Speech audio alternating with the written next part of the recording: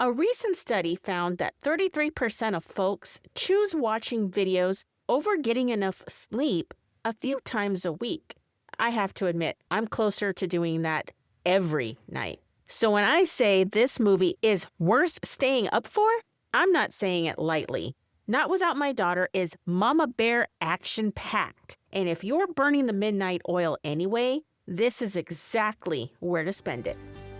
Welcome to Wholesome TV Picks. I'm your host, Jennifer Avila, and this is the only podcast where every recommendation is backed by 35 plus years of watching wholesome TV.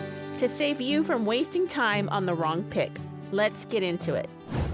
Not Without My Daughter is a 1991 movie that stars Sally Field and Alfred Molina as Betty Mahmoudi and her husband, who's referred to as Moody.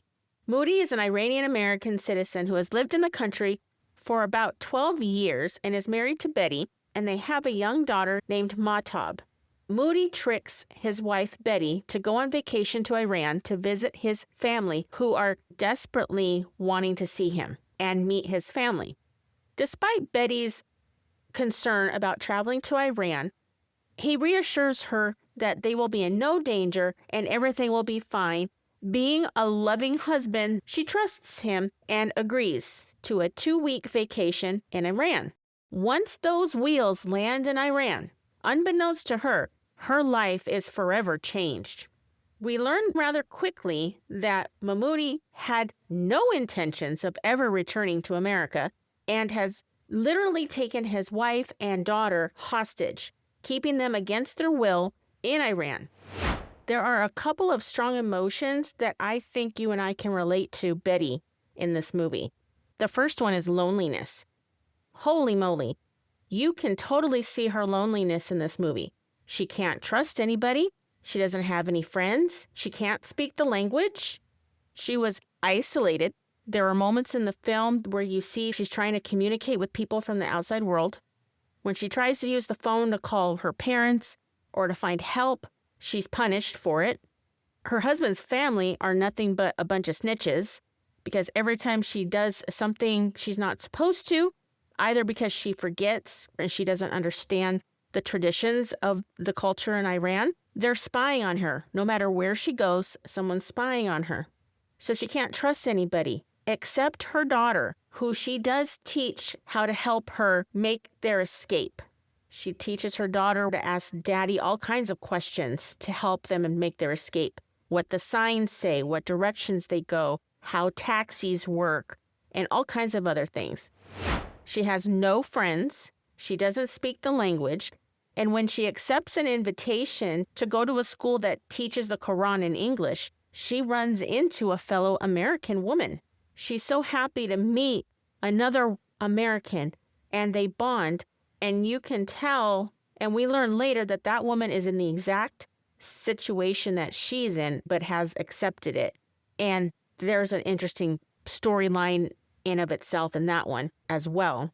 But then it turns out she can't even trust that woman either. Have you ever been in a situation where you couldn't trust anybody? I have. I've definitely felt lonely, not threatened in the way that Betty was threatened. But I was adopted as a baby, but I always felt like the black sheep within my dad's extended family. Over the years, though, I felt that I was invisible. One year, I was turning 10 or 11. There was a large birthday party for all the family members that had birthdays in July, and they put all of our names on a birthday cake. I was kind of hidden around the corner in the kitchen. A cousin of mine was with her boyfriend, and they were standing at the counter looking down, reading the names. There were like 7 names on the cake, and at the bottom it said, Jennifer, my name. And I heard my cousin say, "Who's Jennifer?" I was shocked, and I was hurt. That was really eye-opening for me and really validated my feeling of loneliness within this family. Fast forward 20-some years later, my father, who became terminally ill with glioblastoma, an incurable brain cancer, my husband gently came to me and told me, "Hey, Jen, when your dad dies, his family isn't going to be around anymore.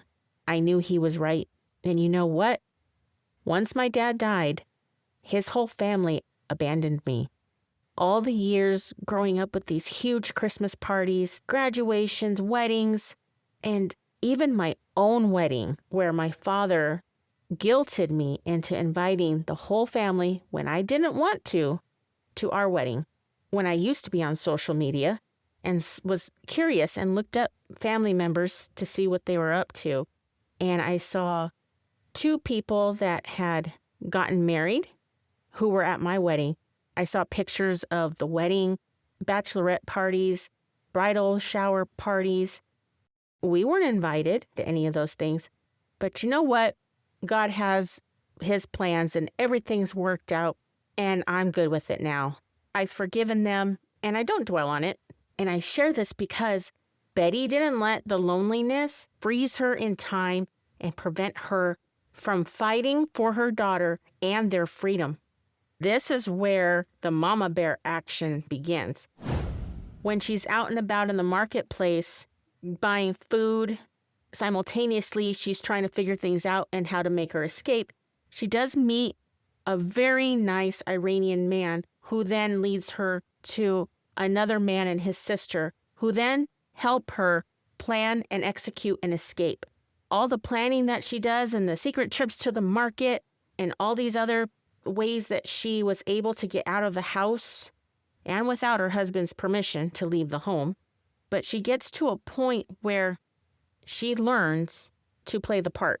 She learns to compartmentalize her mama bear anger and starts being the happy Muslim wife and Muslim family member that her husband and his family want her to be, to make them happy so that they'll put their guards down.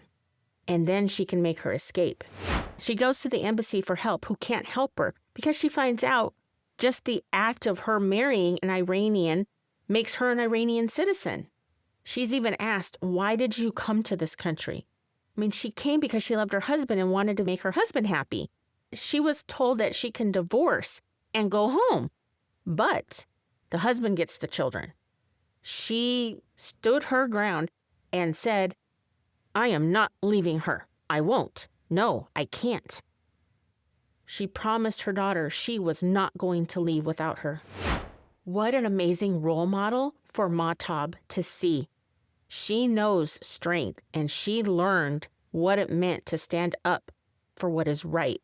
Her mom, oh my gosh, what a fierce woman to model yourself after. Betty had to think fast. She had to keep all this information in her head. The brother and sister that Betty meets who help her escape gives her a phone number and tells her, memorize it. Don't keep it.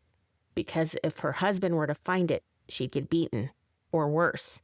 And then her actual escape is another big, arduous thing that she and Mahtab go through desert and fear of all of the unknown.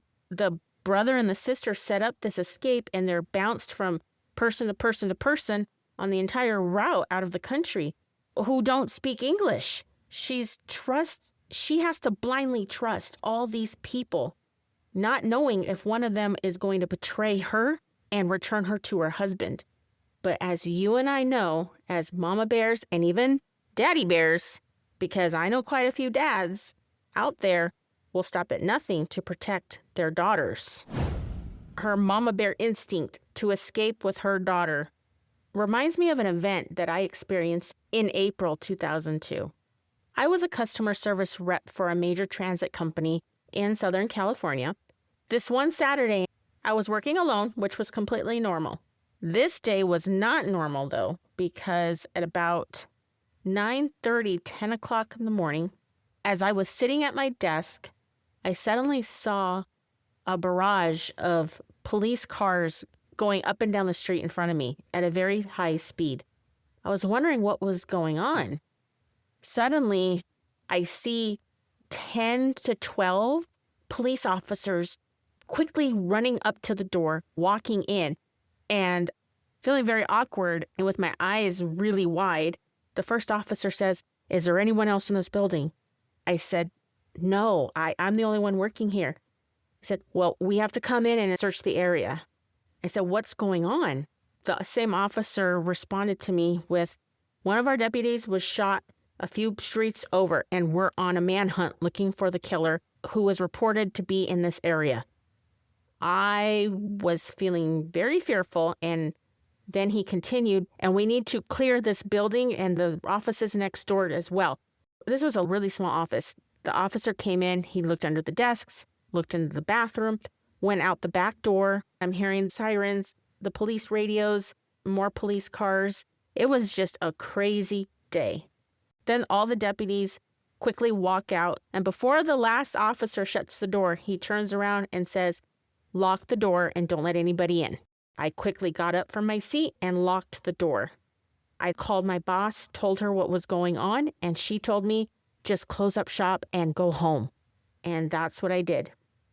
Eventually, the man who shot Deputy David March on April 29, 2002, was sentenced to life in prison without parole in 2007 after he was extradited from Mexico. The reason I share this with you is because those officers who loved Deputy David March as a brother, equally as much as a mom or a dad loves their child, were angry and took all that fight in them to hunt down the assailant who murdered their brother in cold blood.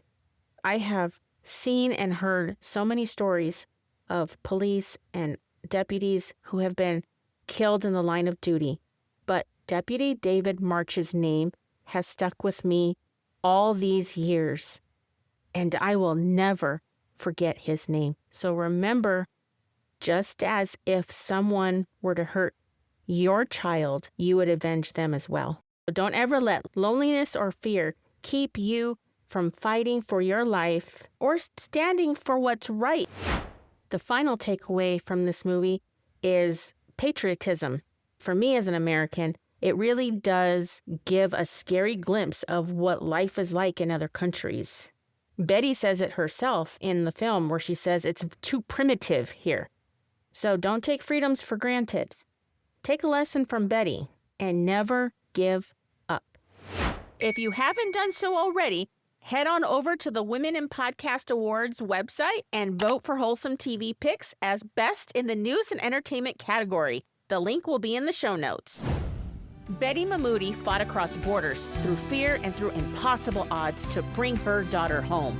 Next week, I'm bringing you a story where a father and a couple fought just as hard, with the battleground stretching between Florida and Pennsylvania. It's a 1991 NBC True Story event that will have you hooked. Thanks for listening. Have a great rest of your week. Remember, your values matter and your TV should too. Take care.